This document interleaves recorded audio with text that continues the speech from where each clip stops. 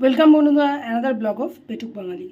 আজকে তৈরি করছি গোলা রুটি বলতে পারো, আমরা বাঙালিরা গোলা রুটিই বলে থাকি। তো গোলা রুটি কিন্তু একটু ডিফারেন্ট স্টাইলে। দেখো, এখানে আমি আটা নিয়েছি।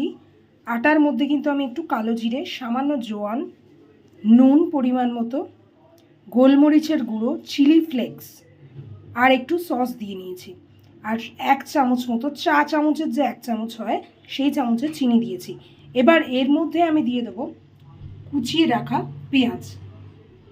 এই পেঁয়াজটা দেওয়ার পর দেব 2টো ডিম ফাটিয়ে, দিয়ে এটাকে আমি জল দিয়ে ভালো করে ব্যাটার তৈরি করব।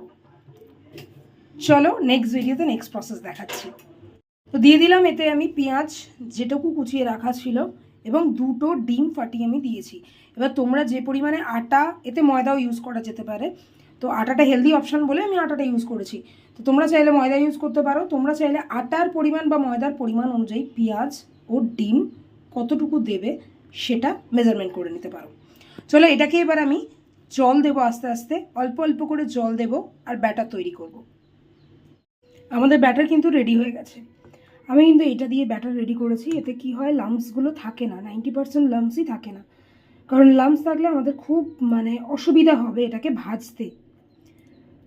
তো এটা দিয়ে অনেকক্ষণ ধরে ধীরে ধীরে অল্প অল্প জল দিয়ে দিয়ে দিয়ে যেরকম লাগবে সেরকম জল দিয়ে দিয়ে আমি ব্যাটারটা তৈরি করেছি। তো ব্যাটারটার কনসিস্টেন্সি তোমরা দেখতেই পাচ্ছ।